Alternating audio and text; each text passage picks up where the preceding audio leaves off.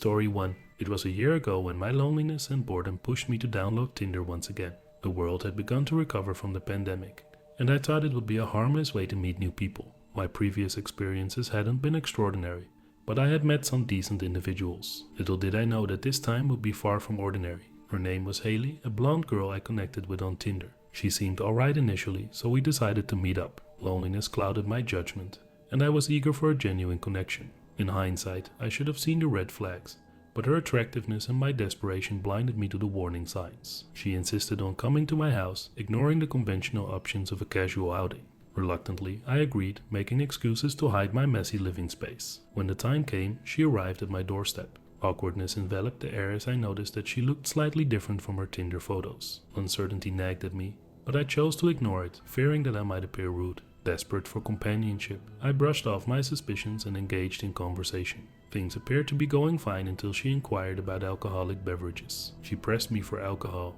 and I mentioned having a small amount of Jameson. Excusing myself to use the restroom, I returned to find her already seated on the couch, a drink prepared for me on the coffee table. Though I wasn't keen on drinking that night, I grabbed a beer from the fridge and opted for that instead. Little did I know that this seemingly innocent gesture would be the start of my descent into terror. As the night progressed and several beers later, Haley persistently urged me to drink the concoction she had prepared. Something about her insistence made me uneasy, triggering paranoid thoughts that she might have spiked my drink while I was in the bathroom. I wrestled with the decision but eventually succumbed to peer pressure, convincing myself that it was just my anxiety playing tricks on me.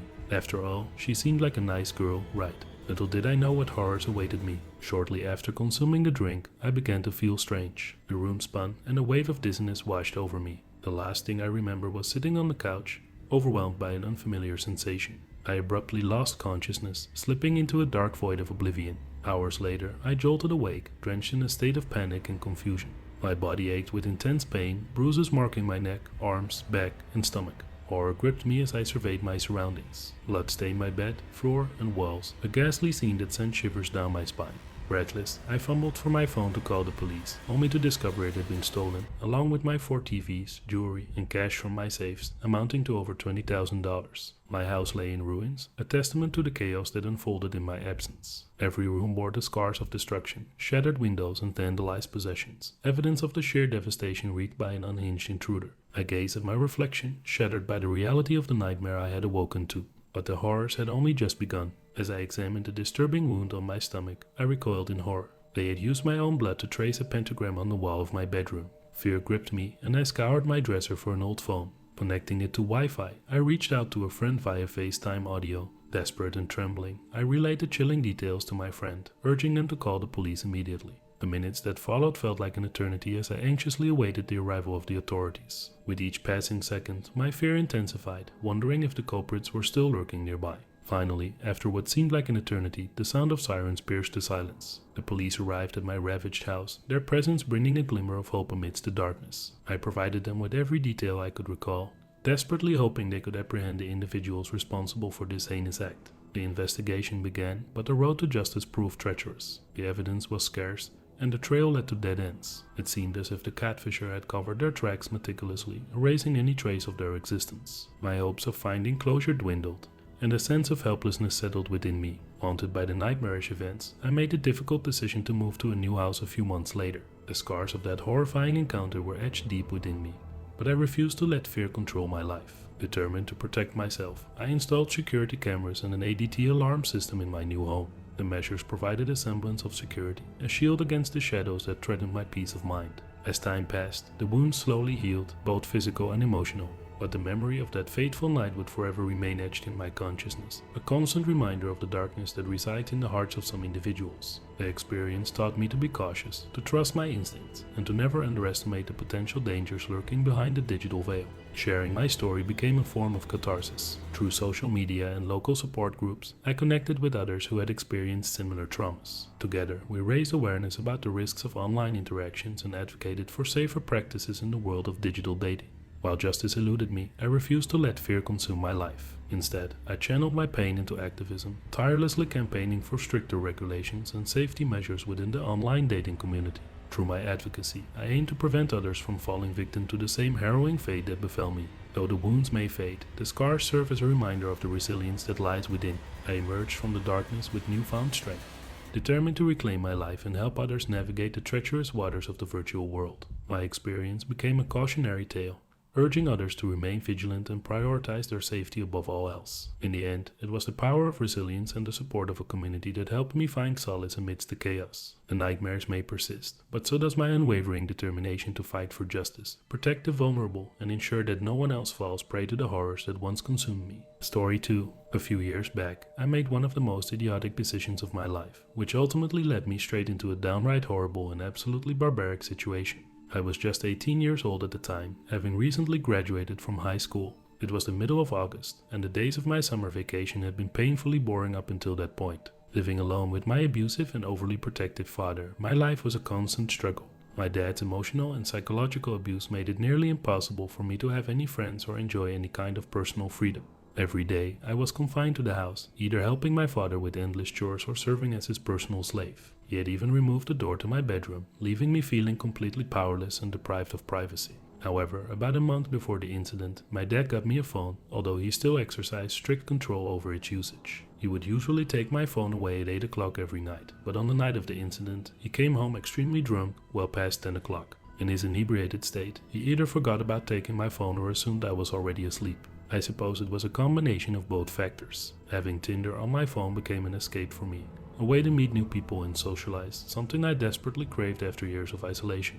I had been talking to a guy named Alex, 28 years old, whom I had connected with on Tinder just over a day ago. Our friendship progressed quickly, but I had to be cautious because of my father's snooping habits. Every night, I deleted any trace of forbidden apps from my phone, including Tinder. If my dad discovered I was on Tinder, he would have gone ballistic. During our conversations, I shared with Alex the dire situation I faced at home, and he offered a solution. I could come live with him. He reminded me that I was legally an adult now and no longer bound by my father's rules. The idea both excited and terrified me. I hesitated, expressing that I wasn't ready to make such a drastic move just yet, but I suggested we meet and hang out for the time being. To my relief, Alex agreed. We agreed that he would pick me up at midnight, and I made it clear that I needed to be back home by 4 a.m. I instructed him not to drive down the driveway but to park on the side of the road and text me when he arrived. A long driveway to my dad's house was a potential risk, as I feared my dad might wake up if he heard a car pulling in. I believed parking further away would be safer for both of us. Alex, punctual to the minute, showed up just past midnight and texted me as I had asked him to.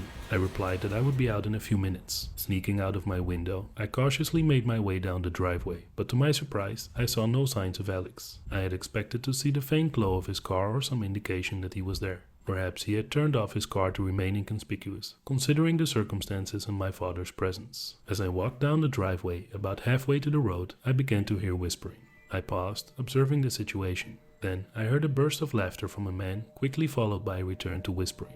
Curiosity got the better of me, and I started walking again, trying to be as quiet as possible. I closed the gap until I was roughly 20 feet away from the person I presumed to be Alex. Finally, I could make out bits of the conversation. It became apparent that Alex was on the phone, engaged in a conversation where nobody seemed to be responding. Despite my inclination not to eavesdrop, the circumstances demanded that I stay on high alert. Little did I know that this decision would soon become a matter of life and death. As I strained to listen, the disturbing truth of the conversation unraveled before me. Alex began bragging to the unknown person on the other end of the line about how he was eagerly awaiting my arrival, expressing his sinister intention to rape the out of me and keep me alive for as long as possible. The grotesque words he uttered made my stomach churn, and I struggled to contain the rising wave of panic within me. Inadvertently, I made a slight noise, catching Alex's attention. His voice abruptly silenced, sending a chill down my spine. Should I retreat back into the safety of my house, or would hiding be a better option? Considering the circumstances, I chose the latter, fearing that any movement might attract unwanted attention.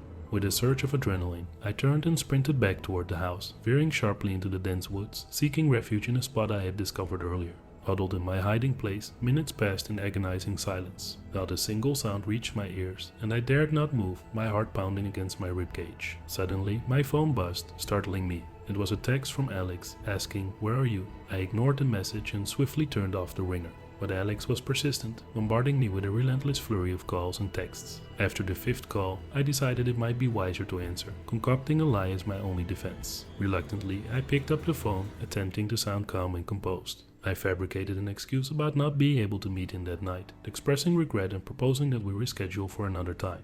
However, Alex's intuition told him that something was amiss. He grew increasingly angry.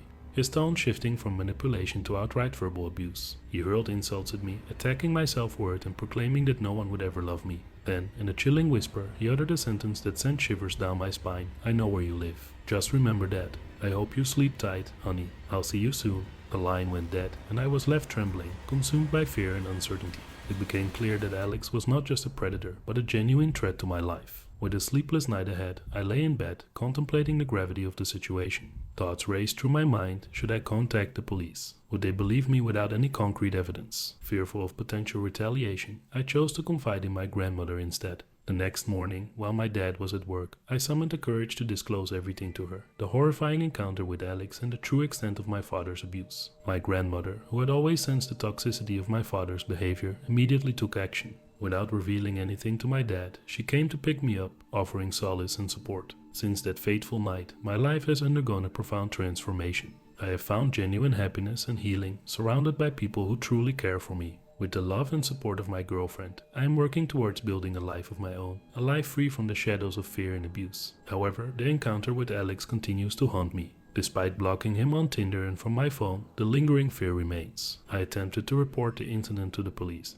but without substantial evidence, they were unable to take any meaningful action. It was a disheartening realization that Alex might still be out there, potentially harming others under his true name or a different alias. The thought of innocent individuals falling victim to his sadistic nature weighed heavily on my conscience. Determined to protect others from experiencing the same terror, I embarked on a personal mission to gather evidence against Alex. I delved into online forums, searching for any clues or patterns that might help me unveil his true identity. Nights turned into tireless investigations, scouring through social media profiles, dating platforms, and even local news reports. It was a race against time, driven by the urgency to expose his malevolence. During my relentless pursuit, I stumbled upon a chilling pattern, an alarming similarity between missing persons cases and unexplained deaths in different parts of the country. The details were eerily similar to the horrors Alex had described that night. The pieces started coming together, and my growing conviction that he was indeed a serial killer intensified. Armed with this newfound knowledge, I decided to take matters into my own hands. With the utmost caution, I began documenting every piece of evidence meticulously, collecting witness testimonies, compiling screenshots of conversations, and connecting the dots between his online presence and the unsolved crimes. It was a dangerous undertaking, but the lives at stake urged me forward.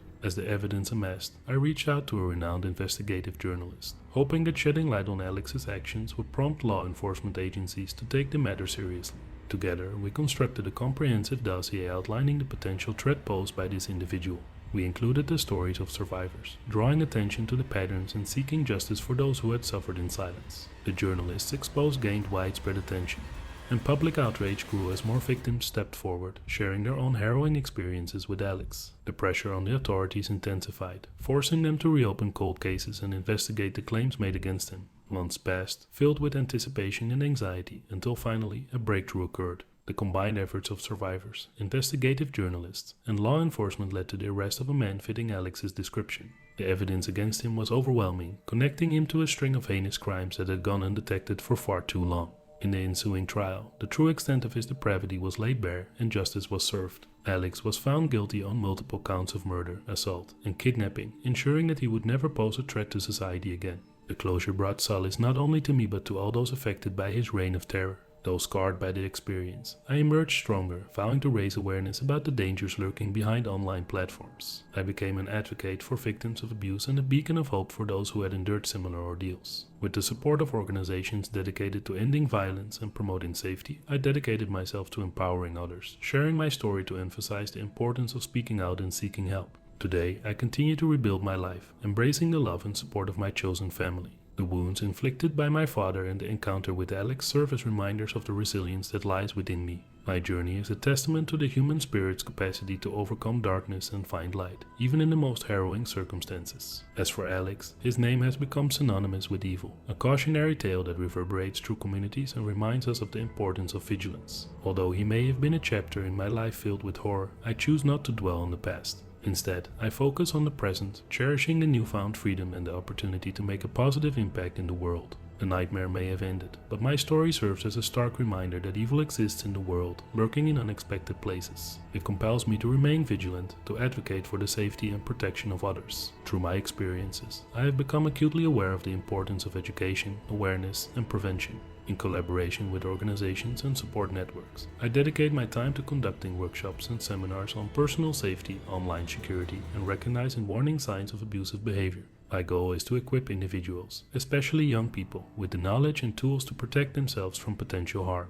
Additionally, I actively engage with lawmakers and policymakers, advocating for stricter regulations and accountability measures concerning online platforms. I emphasize the need for improved background checks, identity verification protocols, and increased resources for law enforcement agencies to combat online predators effectively. While my journey of healing continues, I have also embraced the power of storytelling. Through writing, public speaking, and media engagements, I aim to shed light on the often untold stories of survivors and victims of abuse. By sharing my own experiences, I strive to inspire empathy, compassion, and understanding among society, eradicating the stigma surrounding such issues. I have found solace in connecting with fellow survivors, forming a network of support and healing. Together, we share our stories, validate each other's experiences, and offer guidance and strength during the ongoing process of recovery. Through collective empowerment, we refuse to let our past define us, choosing instead to forge a path of resilience and growth. The horror I endured at the hands of my father and the encounter with Alex have shaped me into an advocate, an agent of change, and a voice for the voiceless. I am determined to transform the darkness I faced into a catalyst for positive transformation, striving to create a world where no one has to live in fear or suffer silently. My journey is far from over as I continue to learn, heal, and rebuild my life. With each step forward, I embrace the opportunity to make a difference, to empower others, and to foster a safer, more compassionate society. The scars I carry serve as a reminder of my strength, resilience, and unwavering commitment to bringing about change.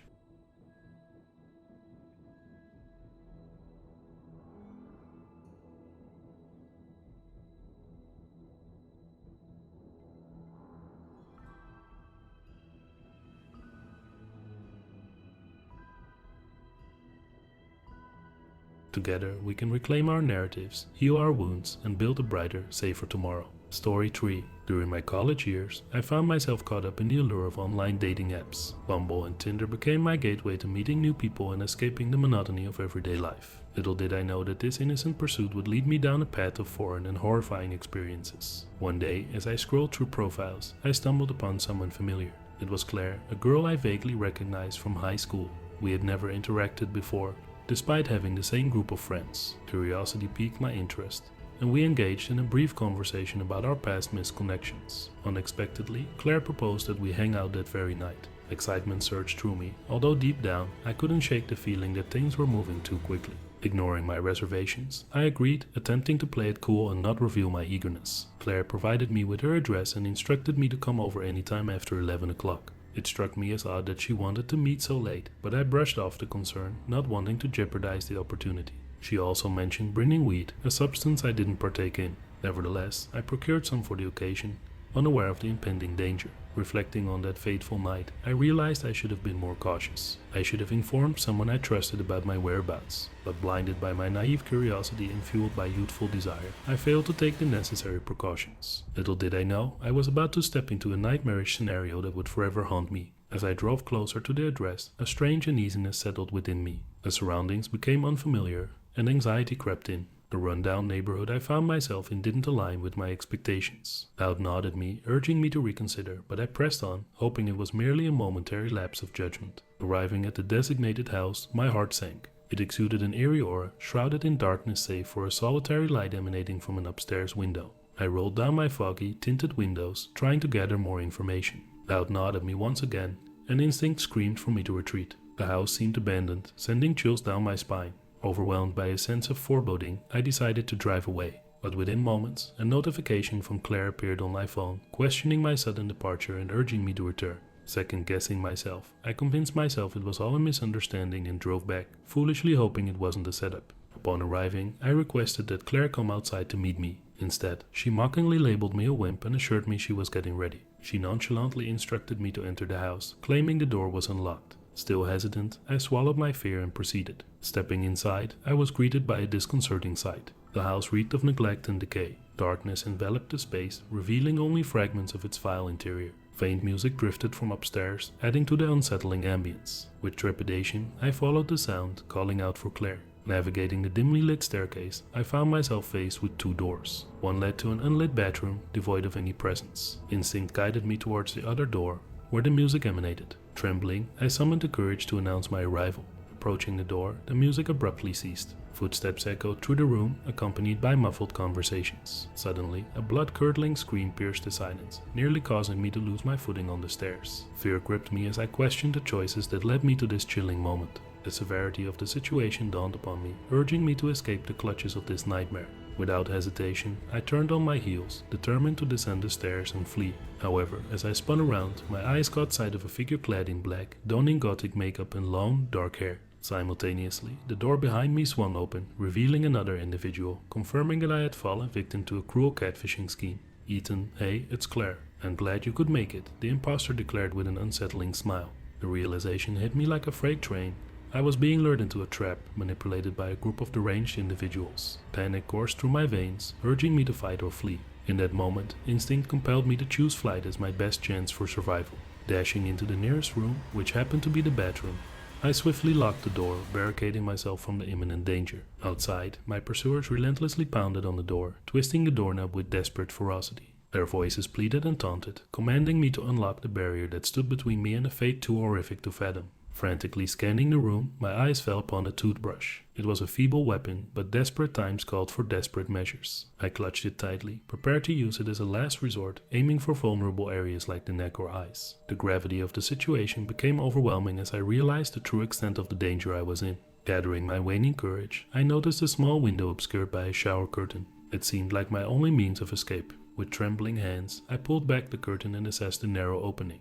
It appeared challenging, but it was my only chance at survival. Ignoring the racing thoughts of the horrors that awaited me outside, I made the impulsive decision to attempt a daring escape. Squeezing my body through the confined space, I maneuvered onto the roof with a mix of relief and trepidation. My heart pounded against my chest as I fought to maintain balance, desperate to avoid slipping into the clutches of those who sought my demise. Surveying my surroundings, I searched for the safest route down, desperately seeking an escape from this foreign nightmare. Luck was on my side as I spotted a trampoline nestled in the backyard below. With a surge of adrenaline, I leaped from the rooftop, landing on the bouncy surface. The trampoline catapulted me upward, granting me precious momentum to propel myself out of that wretched place. With every ounce of strength I possessed, I sprinted towards my car, fueled by sheer determination and the instinct for self-preservation. The adrenaline coursing through my veins masked the exhaustion threatening to engulf me. Miraculously, there was no sign of my tormentors pursuing me. It seemed that for now I had managed to elude their clutches. Driving away as fast as my trembling hands allowed, I reached for my phone and dialed emergency services. A voice on the other end reassured me, and I shared every detail I could recall about the house and its sinister occupants. The police promised to investigate the matter thoroughly and urged me to make a formal statement. Later that night, officers arrived at my home, providing an update on their findings. The abandoned house, which had become a haven for malevolence, held 2 lifeless bodies, the tragic remnants of the group's malevolent activities. These monsters, who referred to themselves as the Holy Eternity, were a twisted black metal band that preyed on innocent victims through dating apps, using an attractive facade to lure them into their web of horror. The police had managed to apprehend 2 of the murder suspects, but were actively pursuing the remaining members of the deadly group. The revelation sent shivers down my spine, amplifying the gravity of the danger I had narrowly escaped. The realization that I had come face to face with psychopathic killers left an indelible mark on my psyche. It was a stark reminder of the darkness that lurked behind the seemingly ordinary facade of the world. Haunted by the traumatic experience, I made a solemn vow to myself never to venture into the treacherous realm of online dating again. The allure of meeting new people and relieving my boredom was forever tainted by the harrowing encounter. The trust I once had in others shattered, replaced by an everlasting sense of caution and suspicion. Months passed, and the wounds inflicted by that fateful night began to heal, albeit leaving behind deep scars. I sought solace in the company of trusted friends and family, finding comfort in their unwavering support. Together, we navigated the labyrinthine path to recovery, piecing together the fragments of my shattered sense of security. As time went on, I became an advocate for online safety, sharing my harrowing tale as a cautionary reminder to others. I actively participated in community forums and awareness campaigns, urging individuals to exercise vigilance and prioritize their personal safety when engaging in online interactions. Through my story, I hope to spare others from falling victim to the sinister machinations of those who preyed upon unsuspecting souls. Nevertheless, the experience left an enduring impact on my life. Nightmares haunted my sleep, each one a chilling reminder of the terrors I had encountered. Trust became a fragile commodity, requiring immense effort to rebuild. Every creaking floorboard, every unfamiliar face, triggered a surge of anxiety that threatened to engulf me. Yet, amidst the lingering darkness, I found strength. The adversity I had faced served as a catalyst for personal growth and resilience. I channeled my fear into determination, vowing never to allow myself to be a victim again. Empowered by my survival, I embarked on a journey of self-discovery, exploring newfound passions and pushing the boundaries of my comfort zone. Over time, the shadows of that horrific night began to fade. The scars that adorned my psyche transformed into badges of strength and resilience. I refused to let the actions of a twisted few define my life, choosing instead to embrace the beauty and joy that still existed in the world. However, the memory of that encounter would forever serve as a reminder of the darkness that resides within the human soul. It was a cautionary tale etched deep within my being, a testament to the resilience of the human spirit in the face of unimaginable evil. And so, I moved forward, forever changed but not broken. The foreign horrors that had once consumed my life now served as a constant reminder to cherish every moment, to never take safety and security for granted. In the depths of my being, I held on to the glimmer of hope that someday the world would be free from the clutches of such malevolence, and true connection could flourish without fear.